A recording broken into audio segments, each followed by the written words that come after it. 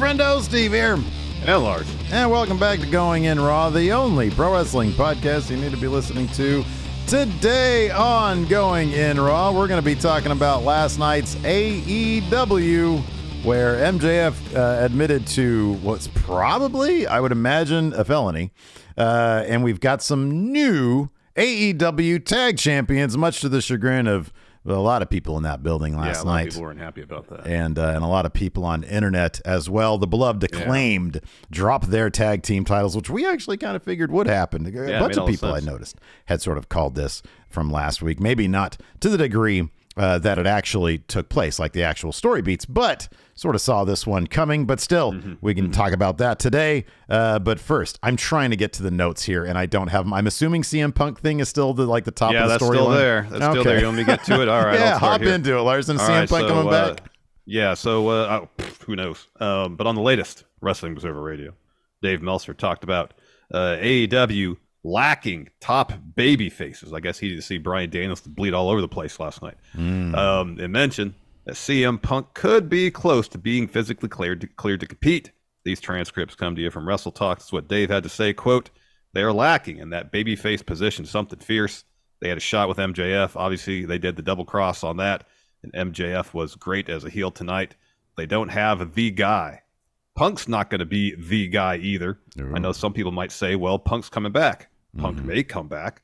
He'll be available to come back if they want to use him in a couple of months. It's not like it's so far in the future. And of course, if they were to bring Punk back, that opens up a lot of other issues that we could talk about another day. Again, a lot of times with these Meltzer quotes that are going to be taken out of a larger conversation, it's hard to tell based on the quotes alone whether this is speculation, informed speculation. This is just, something he's been told. Don't know. It could be just basic math. He went out in late August, early September. Late August, early September, yeah. Right. So what? September, 3 months October, ago, November, December, January, February, March, April, May. So like 6 to 8 months. There's your 9 months right there. Yeah. That's the original idea was that it would be 8 to 9 months or something like that, 6 to 9, something like that. Nice. So yeah, it seems like he's going to be available if that timeline is correct.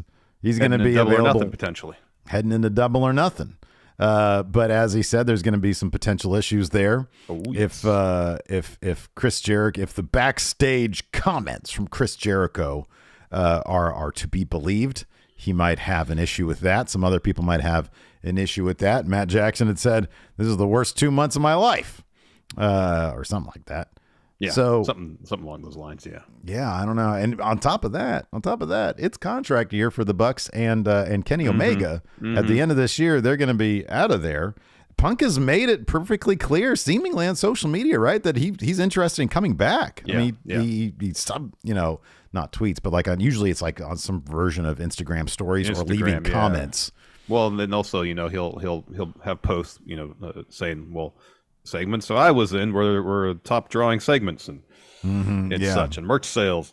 I was plus Delta, essentially. PowerPoint presentations Phil makes on social media. He's very adept at using PowerPoint on Instagram. So R. Lopez Ortiz here in chat has a good point. Would Punk be a babyface if he were to come back?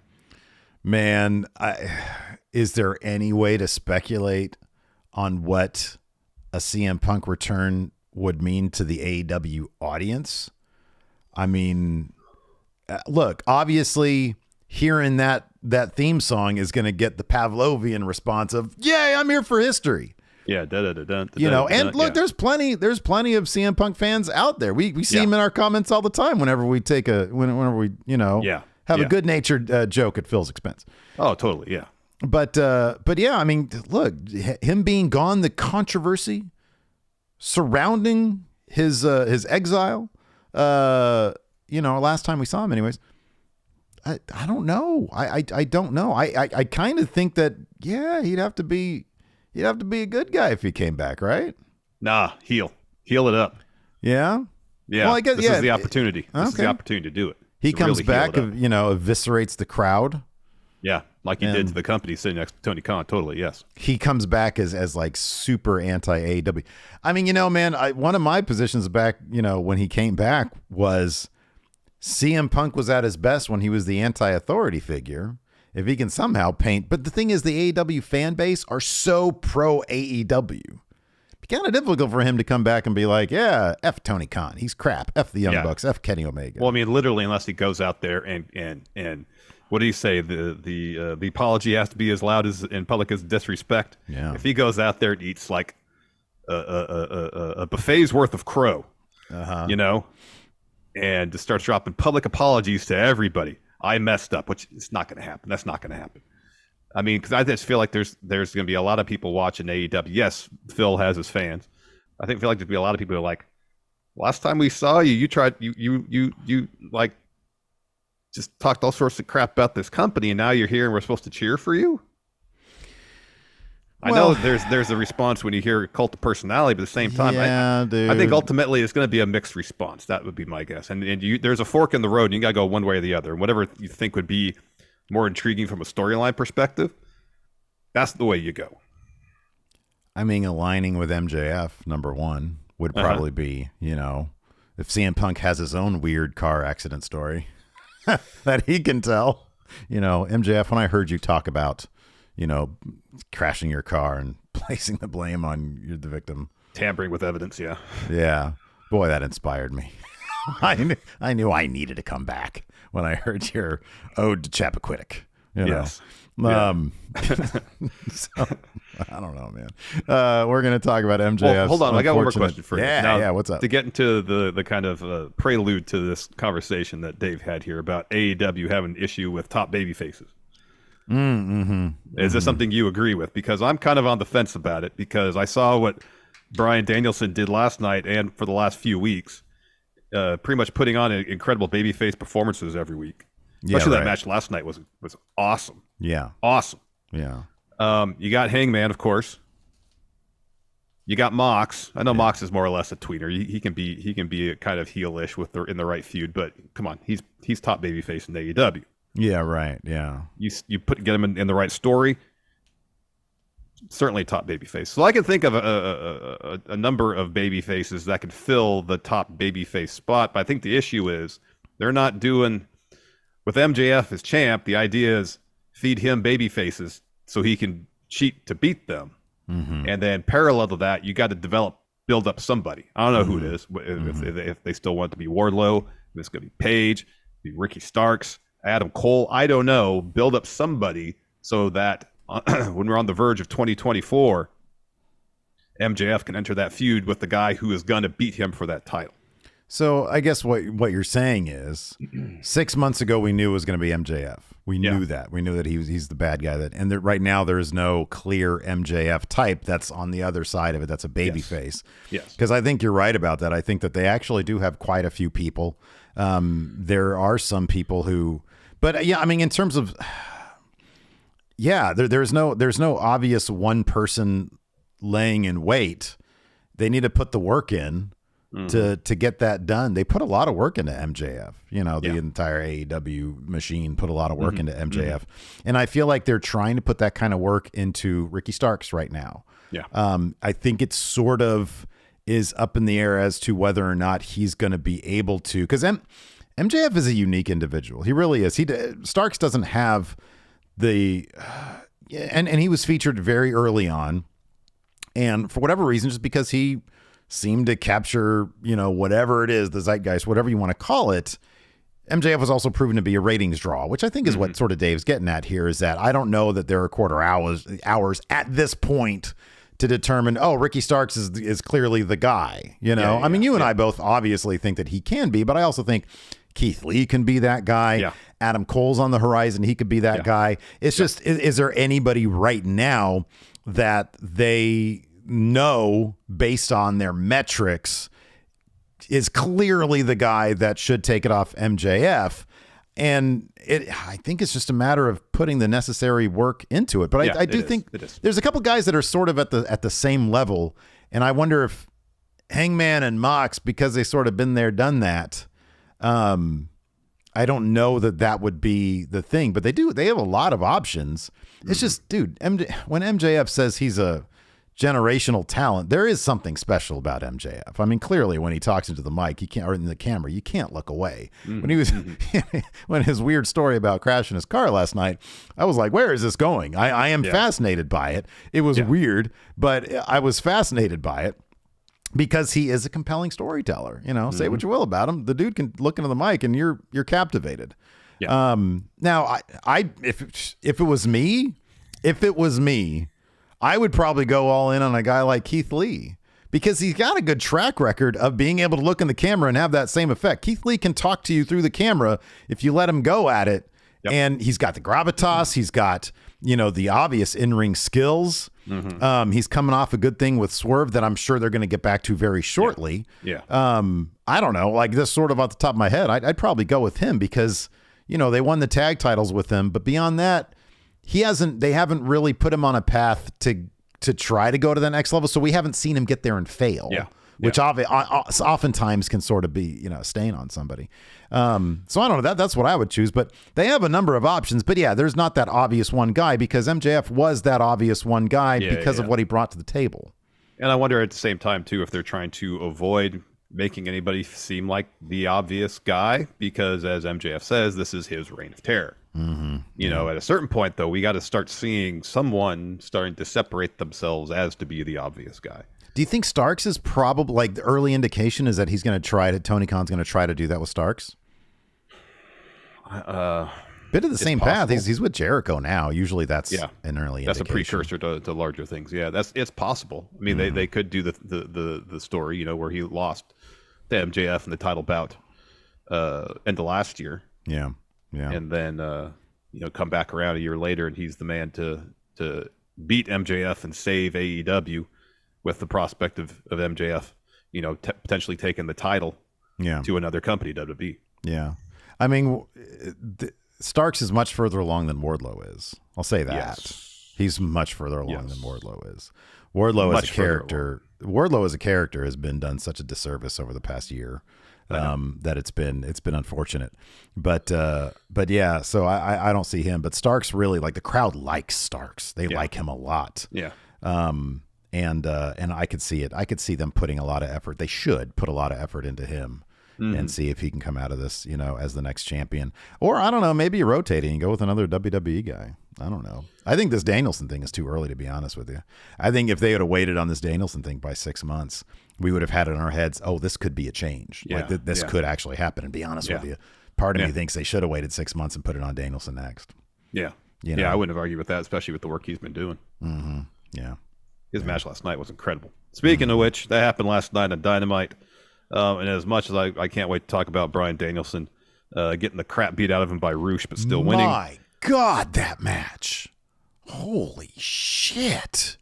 It's from chest to head. He was red. Bright red. I know. He was like almost not color safe. I know. Bleeding from his forehead. His chest's all blistered up from chops from Roosh. Incredible. Yeah. Might as well talk about it now. Incredible bout. Physical.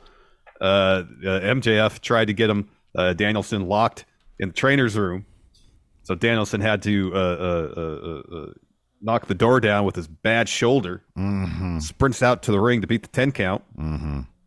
And pretty quickly, when Roosh was throwing him around to the barricade, hits a drop kick on him, starts bleeding from the head. And Danielson must have eaten 100 chops during this match. Because Roosh just kept on clobbering him with chops. I wasn't counting, but man, there were a lot of chops. A lot of chops. So Danielson's chest was all red. And it is reminiscent in a lot of ways, beyond just the shoulder bit of his rise to winning the title at WrestleMania 30. In terms of putting on these incredible underdog performances where the odds are just so astronomically stacked against him, and yet he perseveres.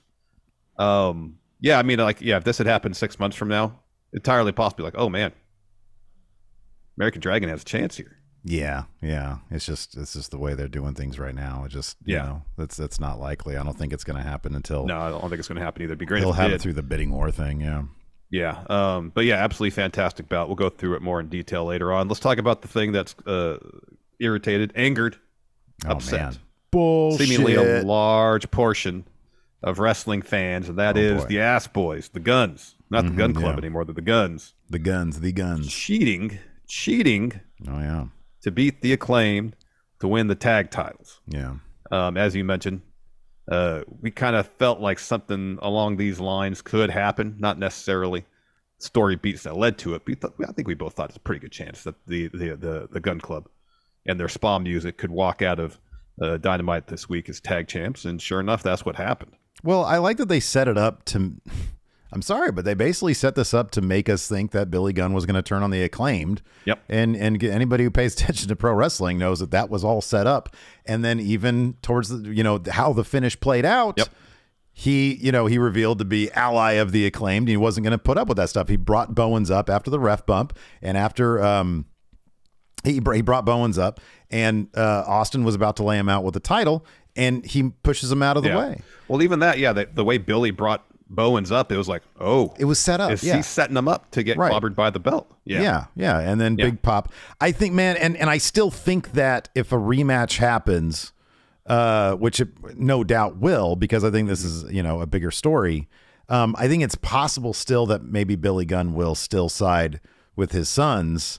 Although from a character perspective, I think it'd be a silly now, because why would he go through what he went through last night and get hit in the head with the title? It'd just be some of that, Russo type shit. Yeah. But yeah, I don't know. I love the response. You and I have both been praising the Acclaimed. The Acclaimed are hot. They are hot. Mm-hmm. They are the most popular thing in AEW. Mm-hmm. But the Gunns have been putting in really good work.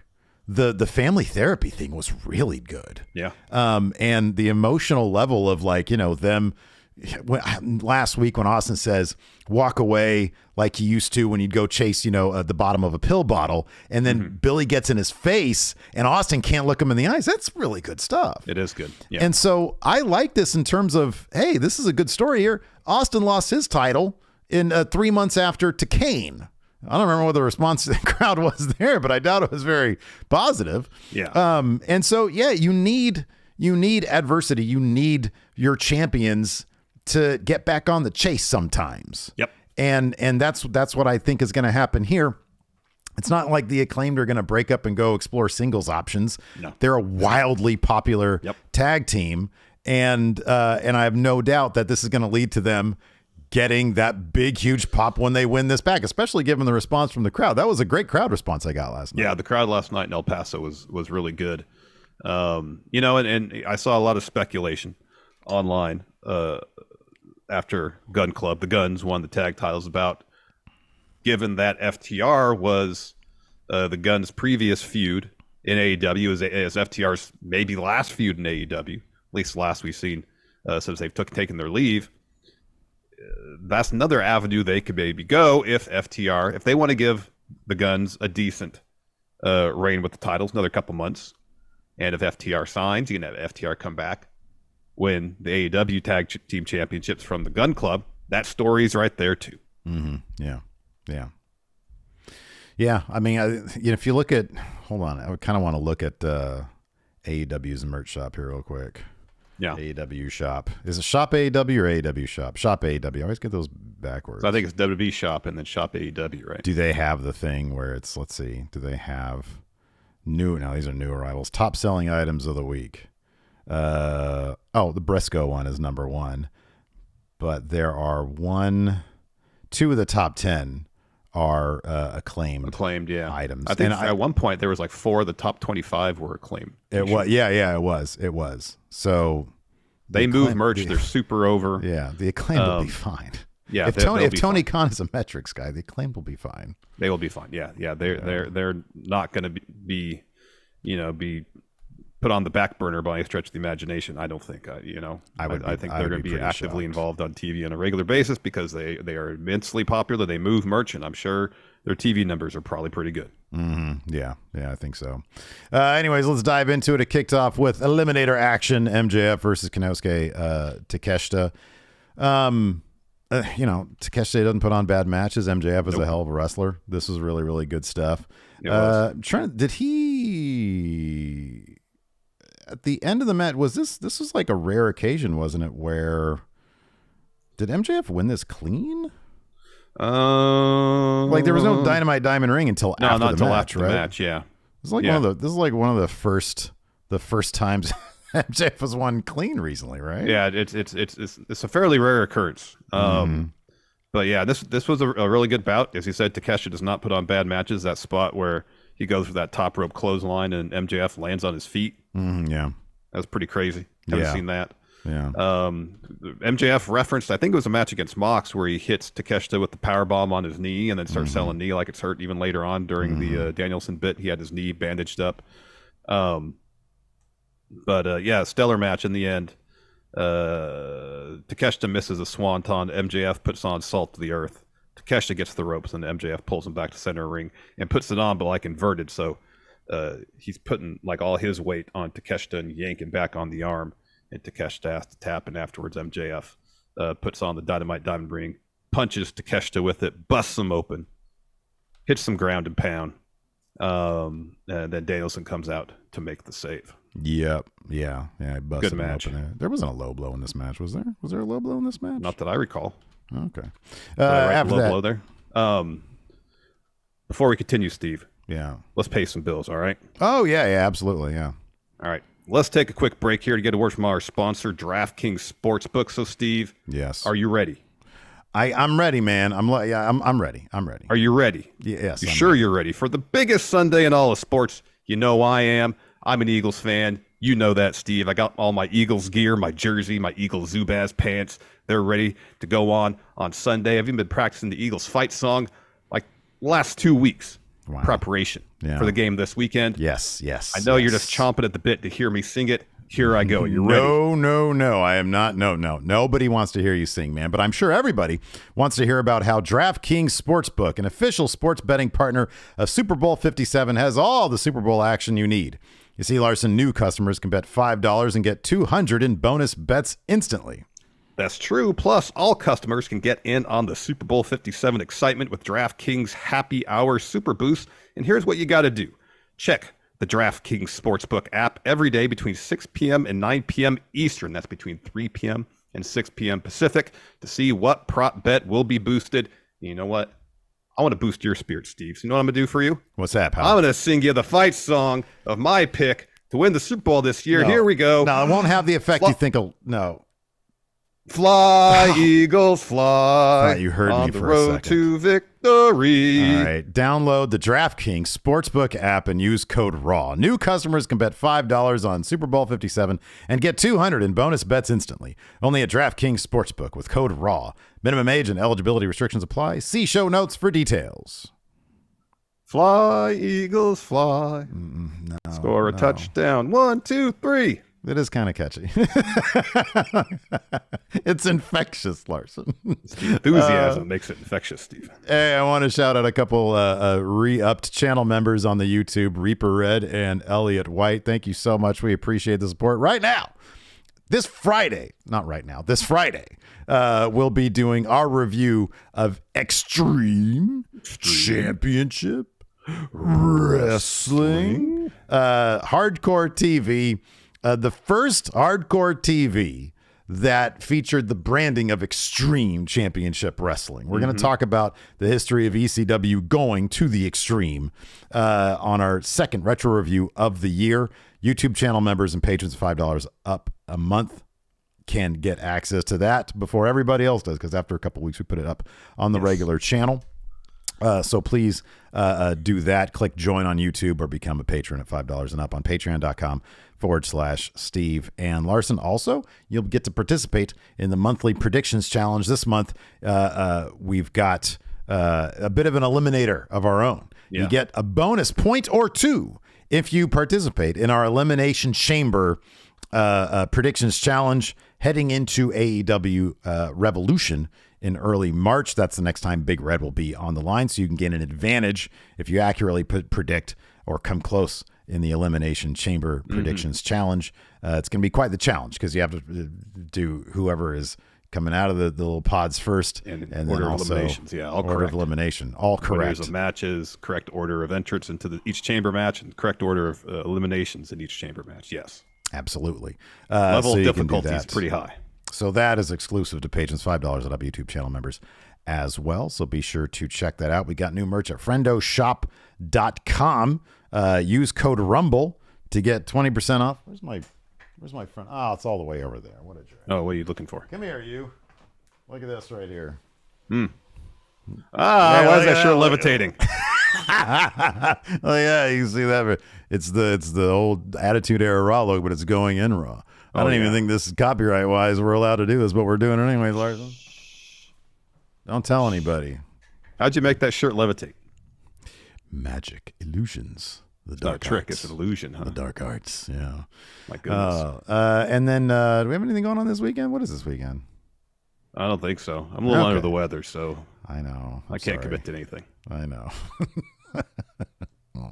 Anyways, next after MJF and Takeshita, what a great match that was. We got Samoa Joe promo.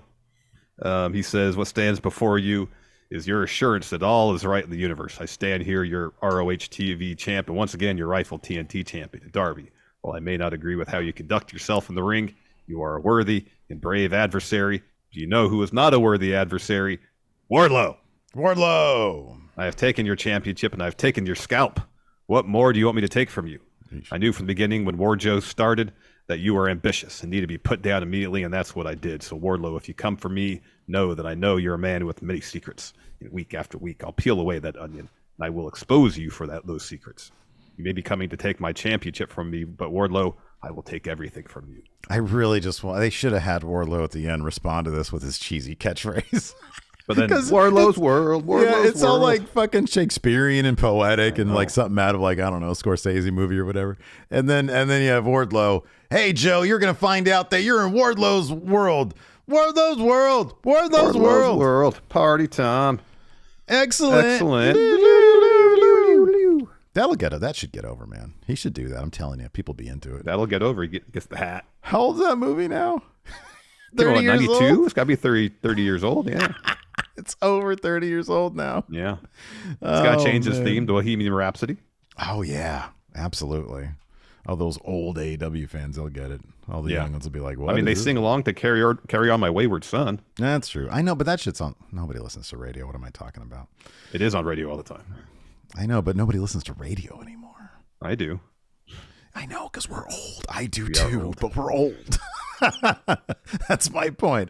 After that, a couple of youngins, the Bunny and Jamie Hayter, had a match. It looked like this one might have gone short because I think in like an attempt to do like a suplex or something. Like an exploder suplex. It looked like the Bunny landed right on her face, Yeah, and then Jamie Hayter landed on her head as well. Yeah. Or something happened because it looked like they had to finish this one pretty quick. But while it was going, it was a good match. Yeah, it was good. Jamie Hayter's terrific. Yes. And she hits Haterade here to get the win.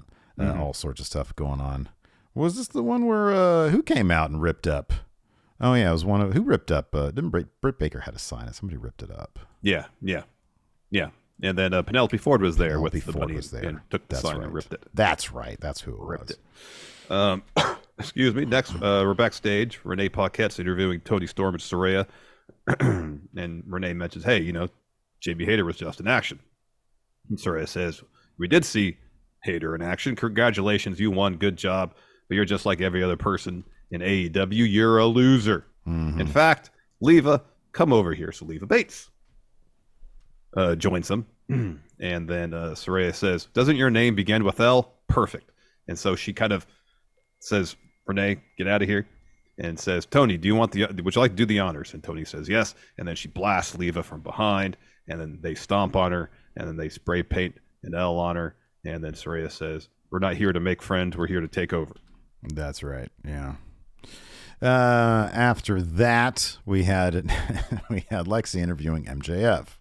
So MJF, she's outside his locker room, and he's like, let her in. So she comes in, and he says, "Takeshita, everybody was talking about you. You were the next big thing, and I'll give you credit. You're really good, but you're no match for a generational talent such as myself. But don't blame yourself, bud. Nobody is. Bryan Danielson, you treat me like I'm sort of scumbag. These fans treat me like I'm sort of scumbag." Are they ripping off Impact Wrestling now? Because just a month ago, they were doing the scumbag angle. Yeah, anyways. They were with Bully and stuff, yeah. Yeah, he says, "I don't know if people hate me because I'm twisted or if I became twisted because you people hate me. But here's what I do know. I know that I'm a man who doesn't know what he's truly made of until he's met with adversity." he goes on and tells this ridiculous story about being in high school and being a bit of a wild card. And he has a blue Camaro, and he loved this blue Camaro, Larson. He's got a lot of speeding tickets. He had so many speed tickets, in his words. One more and he'd lose his license. One more, he's on the precipice of losing his precious license, because we all know that if that happened, MJF would have stopped driving his car. Yeah. Because he's such a bad boy, but he pays attention to that shit anyways. One night, junior prom dance comes around, and there was a girl named Liv, and Larson, she was beautiful, and she loved MJF, and they went out frolicking in his car, so to speak. Oh man. And at one point it was raining outside, and he hydroplaned in his car, and they hit a telephone pole at 90 miles an hour, and he was confused, he was concussed, and he looked at his sweet Liv, and she was unconscious but breathing, and he heard the police sirens. They're on the way. So he switched spots with her and put her in the driver's seat. And he punctuates that by saying, in this life, there are winners and losers. Your history books don't care about how they got the job done. You want to talk about exposing me, Dragon? Tonight, I'll expose you. You'll be met with adversity, and everyone watching at home will know that you don't have the guts to do what it takes to be a winner. There will be no Iron Man match at Revolution, and you'll never come close to holding Triple B, because, yes, Brian, I'm a scumbag, and I'm damn proud of it. What was going through your head when he told this crazy story of teenage passion, Larson? I mean, if he wants to try to describe why or the moment where he realized he was a scumbag, that's a pretty effective way of doing it. Yeah. I mean, he was a junior in high school, like 3 or 4 years ago, something like that. He's a youngin'. Well, a little bit longer than that. I think he's in his mid-20s, but I get your point. Yeah, I mean, I don't know what I'm supposed to think. I mean, he's a heel. He did something messed up. Man. He's a bad man. Yeah. Yeah. He's a bad guy. And these stories are telling, he did something awful. Mm-hmm. I kind of feel like expectations were met. Yeah, I get it. It's supposed to be dramatic, and this guy will sink to depths. It was a moment that sort of took me out of the programming a little bit, and just left me like sort of chuckling because it was so over the top ridiculous. It was really over the top, but it was told. It was well told. Like he's a really, really good storyteller. Yeah, it was. I guess and I love your speculation, and I don't know if you're half tongue in cheek on this or legit. Well, I mean, it crossed my mind. And essentially, it was since the Hater Bunny match seemingly went short. Mm-hmm. That there was a bit where commentary, the camera's on them, and they were just seemingly kind of killing time. Yeah. That since the match seemingly went short, they were trying to find ways to fill time up, and that maybe. I could be wrong, that they said, hey, MJF, can you cut a promo for us? Because we got, 3 minutes we need to fill before we move on to the Gauntlet match. And he's like, all right, turn camera on, and just did that. Could be. That's entirely possible. I'll put it this way. I'll just put it this way. I felt like the weight of what he's talking about, which is a pretty serious, self-incrimination. It's very serious and very incriminating, yes. The weight of it would have been more effective like in the ring or as a bigger pivotal turning point in a bigger, like in an angle, like an actual thing. That's why I kind of feel like this was very spur of the moment. That could have been. It could have been. But yeah, I don't know. I thought it was. Who knows? But maybe it was a really well told story this week about it. Yeah. Yeah. It was a really well told story. Oh man. But anyways, after that, we had the Garcia Guevara Gauntlet match. And yeah, this was kind of interesting. So like, first off, he got, Starks has Angelo Parker, and he ends up beating him with a spear within about 5 minutes or so. Oh, if that, it was pretty quick. Yeah, it was pretty quick. Really quickly after that, he gets a roll up win on Daddy Magic. Like immediately. It was like immediate. Yeah, exactly. Yeah. After that, Daniel Garcia and Sammy Guevara come down, and they do a little bit of tricks to get him distracted a little bit, but they end up having a match. But in the end, they end up sort of on the outside near the barricade, and there is a wrestler wearing not a Sin Cara mask, but still a luchador mask, and it turns out to be Chris Jericho, of course. And an Acclaimed t-shirt. And an Acclaimed t-shirt, yeah. So he had done this prior in WWE where he was wearing a Sin Cara mask as reference to the backstage fight they allegedly got into. But anyways, so he's there, and he gives him a Judas effect. from behind the barricade. and so, of course, that being the most powerful move in history, Garcia rolls him into the ring, gets the pin, and wins the Gauntlet Match. So Jericho gets in the ring, and he takes off the mask, and oh my God, it's Chris Jericho. I did like Daniel Garcia's reaction, like, oh my gosh, I had no idea it was you. Yeah, right. Yeah, it was pretty funny. It was very sports entertainment. Yeah, Starks with this Gauntlet match now can't get his hands on Jericho. How are they going to get him to have it? Because it's going to be a Revolution match. Yeah, I kind of feel like they're telling the story in reverse, though. Okay. Like, it should have culminated in Ricky Starks beating Jericho. He already beat him. Yeah. I see what you're saying. In the macro sense. Yeah. Yeah. Like they should have. Like, this seems like it's in the right place, like right in the middle. Mm-hmm, there should have been some other instigating incident that led to Starks wanting to wrestle Jericho that did involve him already beating him. Mm-hmm, yeah, I feel. I kind of feel like the drama's kind of sucked out of this feud a little bit because he's beat him once. He's already beat him. Yeah. Yeah, I wonder if it's a sort of thing where he beat him and then they were like, hey, you know what? We feel like we probably could have gotten a lot more out of this. That's entirely possible. If they want to start with, if like they started it with the tag match that was last week, 2 weeks ago with Starks and Action Andretti against Jericho and Sammy, and then Jericho did something systematic cheating by the hands of Jericho Appreciation Society. They get the win, and Starks like, you cheated. I can stand for it. I want you, Chris. And then they put those obstacles in his place. He comes up short. And again, he says, well, now I really want to get my hands on you, Chris. And so he has to do something else. He earns the match at Revolution. He beats him, Yeah. High Plains Drifter here has a super chat. I'm not going to read it, but it's kind of funny. Anyways, thank you for the super chat, High Plains Drifter. I'll get you your shirt soon. You. Get you your shirt soon. I feel you, though. Like, it should be the thing where finally Starks gets the win over Jericho. But in the meantime, I like this. I like this for everybody. I think, obviously whenever Jericho works with somebody, he wants to make it. He's trying to make that person into a big deal, and we're trying to get Starks there. And the crowd is reacting, and I hope they just keep on rolling with him, Yeah, I hope so. So. And then I'm sure Starks will beat Jericho again. Maybe it'll be in some sort of stipulation match. It seems like, it's going to be in a stipulation match. Yeah. That makes sense for Revolution.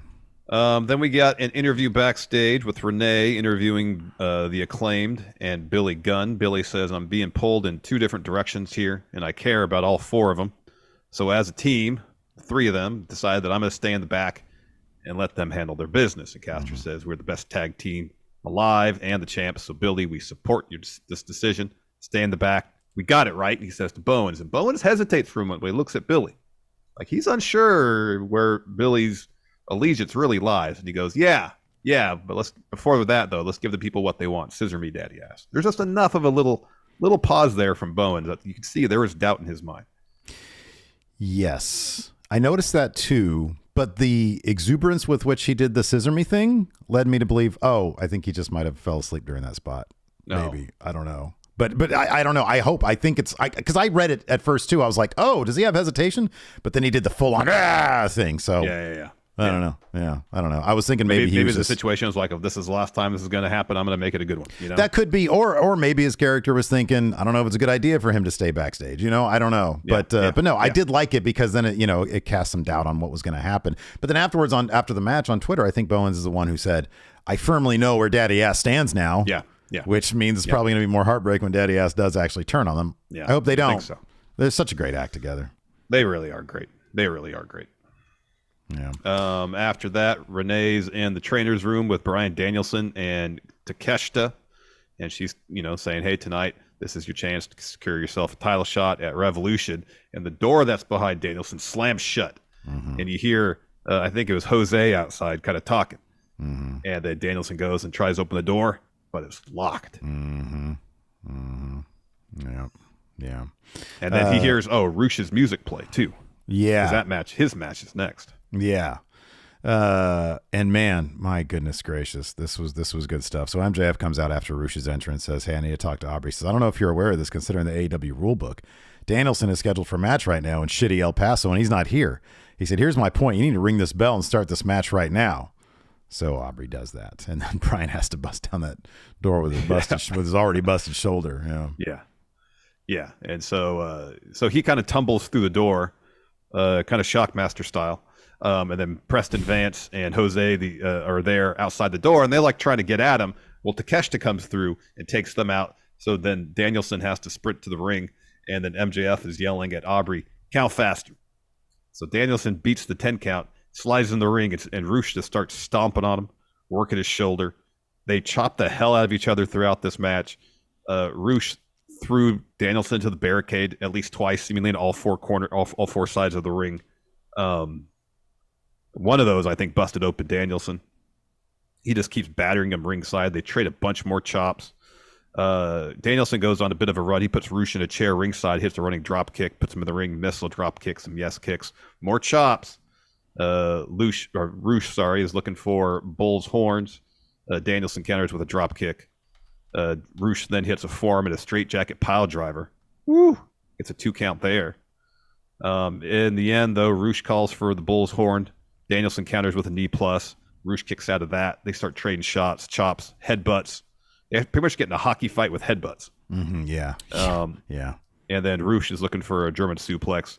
Danielson flips out of that, hits a knee plus to get the win afterwards. MJF comes to the ring, punches Danielson with the dynamite diamond ring, hits some ground and pound, locks on salt to the earth. Security comes out, MJF fends them off, and then more security comes out to try to get MJ off Danielson. And we just kind of go to commercial with him still wrenching back on Danielson's arm. Mm-hmm. Yeah. Yeah, no, I thought this was just really amazing stuff, man. It was a fantastic match. Jeez, contender for match of the year already. Oh, absolutely. Yeah. Yeah, definitely. You didn't expect this level of pay-per-view. It's a pay-per-view level match that was also kind of a bloodbath. Mm-hmm. Yeah. You don't really expect that all the time on television. I mean, I know Dynamite does blood plenty. Usually if Mox is on, there's a guarantee you're going to get blood. Yeah. But this was like a whole nother, like that. The chest looked worse to me than the mask of blood. Yeah, same. Oh boy, but Danielson, he loves that stuff. Remember when he's loving it. The greatest Royal Rumble when he came back, and it was just like his chest was hamburger after that, and he seemed to just be reveling in it. Yeah, yeah. I kind of expect Danielson to have like a full on Super Crimson mask come Revolution. Mm-hmm. Yeah. If they're building, each match is building on the next. Mm-hmm. That match at Revolution is going to be just it's going to be nuts. Violent. It's going to be nuts. Yeah, it's going to be crazy. After that, we had an interview with some dudes from Impractical Jokers. I know a lot of people love the Impractical Jokers. I can't really get into it. It's too like, I'm a fuddy-duddy. I'm like, it's too cringy for me. Oh, I've never really watched it. It's the point of it. Like, you know what it is. Like, they'll have people go. It's practical jokes. Yeah, it's like Punked, right? I think it's more like they send one of their dudes into like a situation, and then they'll like say, okay, now say something really cringy. Oh, yeah. And then that person will have to do it. It's like taking dares, I think. Oh, yeah. That's the only ones that I've seen. Okay. So anyways. I'm not familiar with their work. They're just asking Jericho to be on their show tomorrow. Yeah, they stole Floyd and using that as leverage to get Jericho on their show again. Mm-hmm, right. Yeah, exactly. Yeah. I want to point this out. We got over 400 people watching on the YouTube. Do us a huge favor. If you're watching this on demand or live, hit that thumbs up, hit that subscribe button, hit the little notify bell next to it. Man. Oh, man. After that, we had Top Flight and AR Fox versus the Elite. This is just one of those matches where it's like, you got to see it. You just, like I took some notes, but it's just a lot of crazy, awesome moves. Yeah. That everybody does, and several moments you're like, how did they do that? Yeah, that's the Elite / Top Flight dudes like that. It's always that. It's always like, okay, how did they just do that? I have to watch it several times. I have to or watch anytime the Young Bucks wrestle the Lucha Brothers. Mm-hmm. Yeah. D. Lara here in our YouTube chat says I don't like that show either. It's just not for me, but a lot of people really like that show. I guess because it's still on, right? Mm-hmm. Somebody must watch it. It's popular. Like they're doing like a simulcast or something weird with it. Yeah. I feel like it's going to be like Turner Networks' ridiculousness. You know, MTV is just all ridiculousness all the time. 9 hours of ridiculousness, yeah. I feel like, Turner and TBS, TNT, it's all going to be True TV. It's going to be all Impractical 10 hours of Impractical Jokers on True TV. It's like, I miss the days of World's Wildest Police Videos. Yeah. With Sheriff John Bunnell. Yeah. Remember that time we did that 10 for the win and I did my Sheriff John Bunnell voice? Yeah. And people thought we were invited to come back and do more of those after that one. People thought it was actually another person. Uh-huh. They didn't realize it was me. No. A lot of people weren't very happy about that either. That's why I'm partly kind of surprised.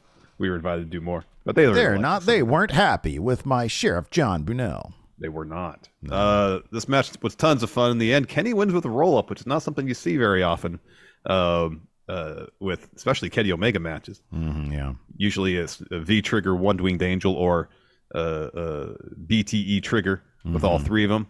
Roll-up on AR Fox to get the win here. I could list moves, but go see it. Just go watch it. It's great. Terrific stuff. After that, we had a Hook video package. Followed by a Stokely Hathaway interview. He says, there are no cracks in the foundation of the firm. Everybody's good. They're actually at the hotel right now chilling, but I do have a problem. That problem is Hook. Everything that's gone wrong is his fault. Lee has a loss because of Hook. Paige has a loss because of Hook. And then Hardy's walking around bitching, asking for a raise because of Hook. And then, he says that. Hardy's walking around bitching, asking for a raise because of Hook. And then Hook walks in, he lingers in the frame in the background. Cassidy is moaning in people's ears like he's Lil' Kim because of Hook. And then, that's pretty funny. Hook steps up to Stokely. Stokely says, hey, buddy, I was just talking about you, saying next time you're in Harlem, let's go to Sylvia's, get some mac and cheese. It's banging. And then Hook snatches Stokely's arm, tells him to be cautious with those words. It's funny stuff. Stokely's great. Stokely is awesome. Then we got our main event, the Gunns, their spa music, taking on the Acclaimed. I was so sad today. And I texted you this, but I'm going to share it with the people. Okay. So I was looking for something like a thumbnail I was looking for an image for the thumbnail for the Gunns, right?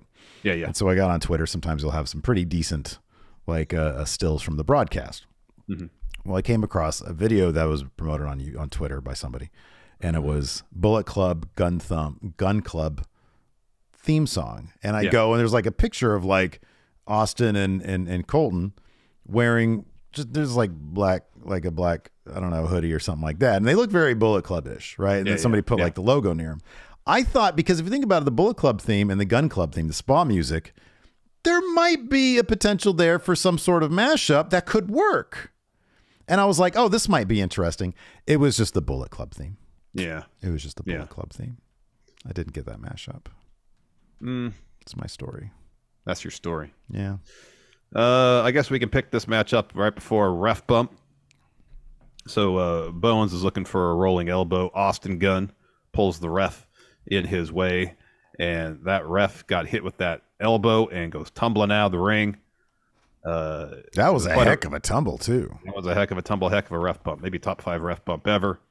So then Austin hits Bowens with his finish, and then goes over the timekeeper area, gets the tag title, one of the tag titles from the table. So Billy comes running down for backstage at the ring, and he's helping Bowens up, and they actually timed this out relatively well, where the thoughts in your head, oh, Billy's holding up Bowens for Austin to blast him with the tag title. No, Billy pushes Bowens aside as Austin's going to hit him with the belt. He grabs the title, takes it from Austin, throws it aside, and starts getting in his face, and then Colton picks it up and blasts Billy with it. So then Caster clears Colton from the ring. The Acclaimed hit Austin with their finishing combo. Caster rolls out of the ring, puts the ref back in, and then Colton throws him into the barricade. So then Bowens covers Austin. Ref starts counting, and then Colton pulls Bowens out. So a little bit later on, Bowens rolls up Austin. The ref is slow to count, and when he does, finally, Austin kicks out and sends Bowens towards the rope. Colton's there with the tag title, blasts Bowens with it, and then Austin rolls up Bowens, who did a good job of acting unconscious. And so the Ass Boys get the win, and the crowd wasn't happy. First, stunned silence, and then chant of bullshit. Yeah, bullshit. Yeah, people are not happy about that one. Nope. They love the Acclaim, man. What are you going to do? Everybody loves the Acclaim. Everybody loves the Acclaimed. Everybody loves the Acclaim. Yeah, man. It's not up for debate, honestly. No, it's an undebatable fact. Before we move on to questions, I want to say thank you to the gentleman over at Deadlock for supplying me over here with my spring wardrobe. Where did I put mine? It's on your couch. I see the package behind you on your couch. They're always very nice sending us merch, and this is a lot of great stuff. There's a couple t-shirts, a hoodie. It all looks very awesome. You're going to see a lot of it on the show because their merch is really good and the shirts are super comfortable. So thank you to the good gentleman over at Deadlock. You know what I love about this one? Check out this one. They've Rawgate mutanted themselves. Oh, that's cool. Look at that. They're all they're all melting together. They went through Rawgate. I know. They sent us like a shit ton of merchandise. Yeah, they sent us a lot. I wore the hoodie this morning. It's incredibly comfortable. So thanks, guys. Yes, go check out Deadlock. I mean, dude, we don't need to tell people to check out Deadlock. Yeah, go watch Deadlock. Go listen to Deadlock. Super popular. They're great. They are. Got their own wrestling promotions. Pretty awesome. Are they running like a Mania weekend show in LA? That'd be cool. That's a good question. That might be a bit of a task, getting all out there. But yeah, that's cool. Oh, look at my cat back there. She's behaving. Move, Gunther. Oh, Gunther's in the way. Yeah. There we go. Now, you guys, if you guys squint, you can see her face. Yeah, I can kind of see. Yeah. Kind of see. A little bit. Anyways. You want to answer some questions? Yeah, let's answer some questions. I'll see if anybody actually posted any on the YouTubes. All right. Well, we got plenty over here on Patreon. Before we get to that, Royal Vegeta? That's from Dragon Ball, I think, right? I don't know how to pronounce it. I apologize. Says the trios thing is destroying the tag division. Is that a question? I think it's a statement. Do we think the trios thing is destroying the tag division? No, I mean it's taken the. It did. It did, but maybe one of the reasons they had the Gunns. Thank you, Snare Freak. The correct pronunciation. Vegeta. Thank you, Vegeta. One of the reasons they had the Gunns win the tag titles to help build up the tag division again. Mm-hmm. Yeah, I don't know. I don't think like we gotta, if they hadn't done the trios thing, then the tag division would be super crowded. Yeah. Like we have, we had Swerve in Our Glory. They had a little run. That was cool. Yeah. I'm not sure where the Acclaimed would be right now if it wasn't for all those tag teams shuffling off. So I don't know. I thought it was fine. I think it's fine. Yeah, I think in the end it's fine. It just it gives more opportunities for other teams in the tag division. Maybe get some more TV time and title opportunities. Yeah, and that's good. David says, "What do you think the WrestleMania pop would be if Stone Cold comes out and says he's doing an open challenge for WrestleMania 40? Who's going to accept?" And then you hear The Rock. I mean, that's what kind of question is that, David Woodhouse? That'd be the biggest pop ever. It'd be pretty loud. The Rock comes out. He says The loud. Rock comes out. David, that'd be the biggest pop maybe in WrestleMania history. Maybe top pop. What's up, everybody? I'm here to issue an open challenge, a rattlesnake open challenge. By the way, if you guys are in YouTube, I know you're watching live. You can either head over to the thing or you can post up some questions in chat because I'm looking at chat right now. Yeah. Yeah. Joey Two Dimes has quite a task for us. Next 5 AEW World Champs. 5. Oh man, okay. The next 5 AEW World Champs. Let's do it. Let's do 2 of them. Let's put our heads together on who we think it's going to be, but then who would we want it to be separately? Your list and my list. But then let's put our heads together for the first one. Who do we think it's going to be? Who do you think is going to take that title off of? I still think the odds are it's going to be Wardlow. Oh man! Yeah, that's not who I want. We'll have to split on this. Yeah, I know, but we'll have to split on this list too. But I think if Tony Khan had it his way, he's not going to get there. Wardlow's not. He's not going to get there. Doesn't seem like it. But I think if Tony Khan had his druthers, that Wardlow would be the guy to take the belt off MJF. But I don't think realistically he's not going to get there. It's not there yet. No, and maybe he'll never be there. I don't know. I think to me it's more realistic that it's going to be Starks to take it off MJF. Because I think he's going to be there, and I think they're actively trying to get him there. Yeah. Jericho's a bigger deal than the TNT title. Yeah. I think. Who would you rather be right now? Wardlow or Starks? Starks. Right. Yeah. Starks has direction. Wardlow has none. Right. Yeah. Starks gets the crowd reaction. Wardlow does. I shouldn't say he doesn't. He does, you can tell. I think it's more for the power bomb than anything else. Mm-hmm. People like seeing him powerbomb people a bunch, which is cool. I get that, but yeah. Oh, I love power bombs. Power bombs are great. Yeah. After Wardlow or Ricky Stark, because the next one's going to be a face, obviously. Well, I mean, Starks is a face right now. Yeah, I know. Wardlow and Starks. Oh, yeah, okay. Sorry. The next person's going to be a face. I thought you meant after them. Yeah. Yeah, after them. Wardlow or Starks. Yeah, it might be heel then. Yeah, bad guy.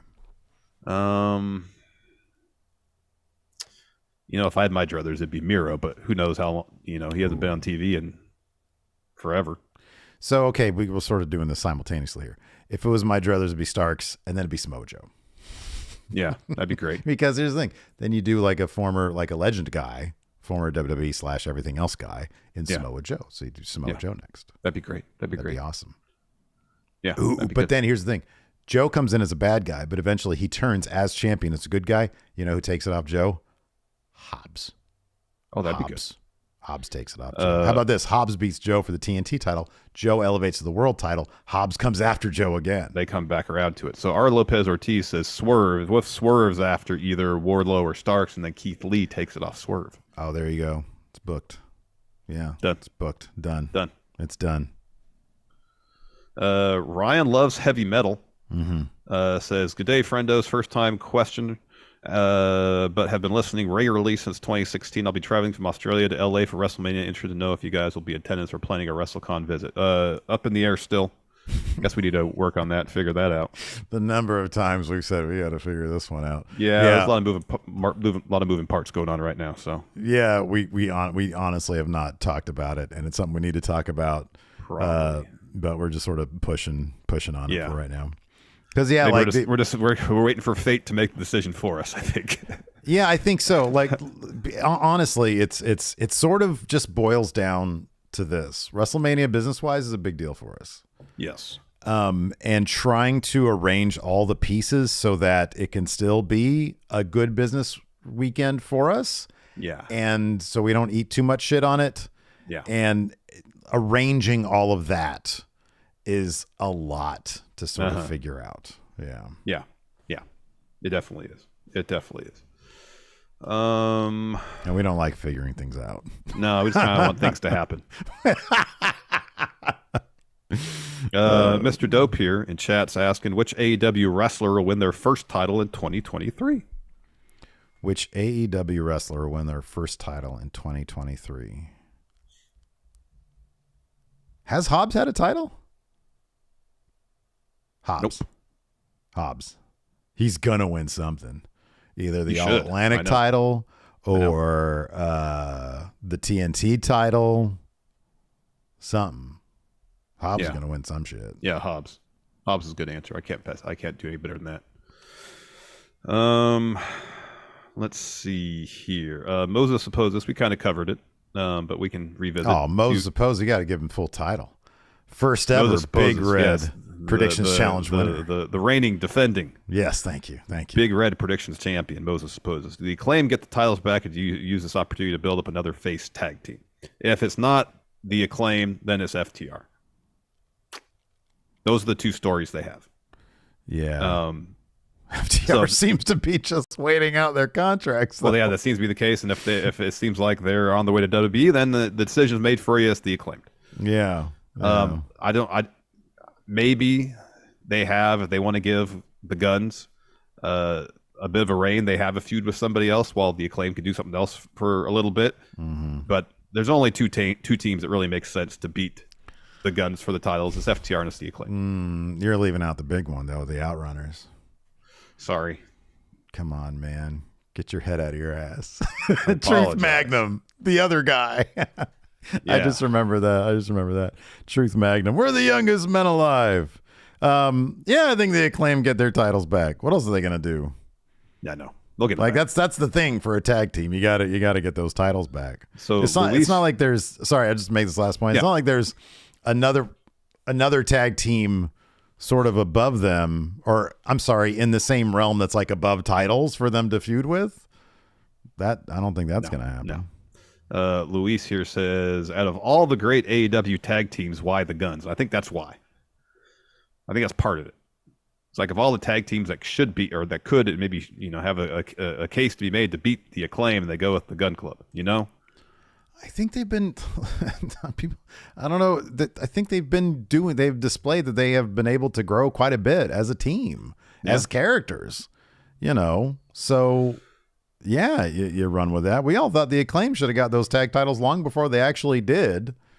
And this is, I don't know. From what I understand, a lot of people are not happy with this. I get it, but I don't know. It's wrestling. Bad guys have to win sometimes. Yep. Timor asked, are wins against Jericho a big deal anymore? I only asked because look at Eddie Kingston after his win against Jericho. Feels like the same case is happening with Ricky Starks. So nothing's inevitable in wrestling. No. You know, nothing's inevitable. If they're not booked properly after a big story, that's not going to, you know, there's nothing you could do about that. If because Kingston hasn't been, and I don't know, maybe he's got plans for Kingston, but I'll believe when I say the fact that Kingston isn't on Dynamite every week cutting promos is nuts. It is nuts. Mm-hmm. Yeah. Good mic work commentaries, Greg. Super chat says, go to Mania. Wow. Demanding. Really encouraging us to do Gregory demanding. We're going to try. We're going to look at it. We're going to analyze all the pieces. But yeah, I'm right here. This is where I make my money right here. Yeah. Yep. But no, there's a lot going on. There's a lot that I'd love to do in LA that week. Yeah. There are a lot of things going on. There is, that's for sure. Let's see here. High Plains Drifter asked, do you think Starks is in the doghouse for being at the Rumble? No. No. Maybe if Vince was running things and he was part of Vince's company. If there was a picture that was taken with Ricky Starks and Triple H, and Triple H is pointing at Ricky Starks, maybe. That would be probably a big deal. Yeah. But no, wasn't he was caught on like security footage or something? Yeah, it happens all the time. People from different promotions visit, are there for, like Bailey reportedly went to Japan to see Mercedes make her debut. It happens. Mm-hmm. No, he's not in the doghouse. Yeah. Let's see here. Oh, that's a good question. We kind of talked about this. We can revisit. Edward says, been wondering this for a bit. Is there anything that could be done for you two to be actively invested in CM Punk's return? Heel. Leans into the heat he may be getting from some fans. Yeah, about dude. Brawl Out. Look, if it's what do I care what he said about the company? If Tony Khan decides to bring him back and he's made amends with the proper people backstage enough to the point that he brings them back. Yeah. What do I care? They're all grown-ups. That's their business, not mine. Exactly. So if he comes back and he's entertaining, I'll be into it. If he comes back and he's like, oh, adulate me, love me, I'm not, because I'll be like, what, why? Yeah. But if they use him properly, it's entertaining. Sure. Yeah. Sure. Man from out west asks, which champ interests you more, or do you find more interesting, MJF or Roman? It's Roman. Roman's a more complex character. Oh my God, it's Roman Reigns. Are you kidding me? Oh, yeah. Dude. Man. MJF still goes for the low-hanging fruit way too often. We were last night on my Twitch channel, we were watching some quote-unquote bad wrestling promos. Some were amazing. Some were bad.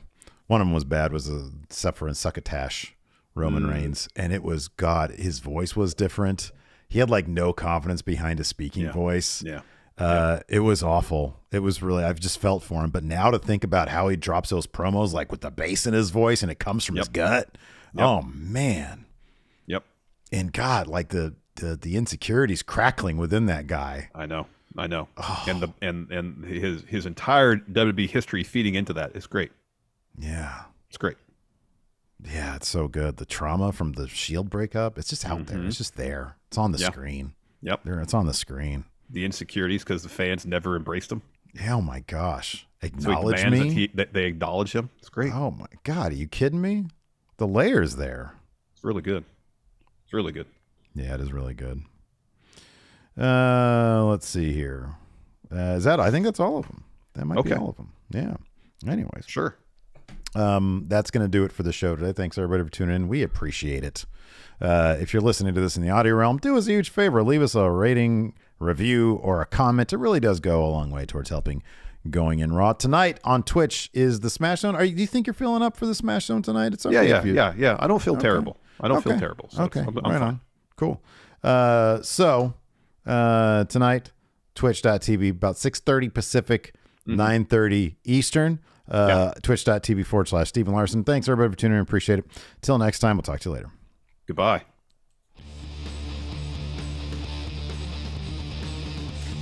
We have some subs here. I see Evie. Oh, sorry. Oops. Too soon, huh?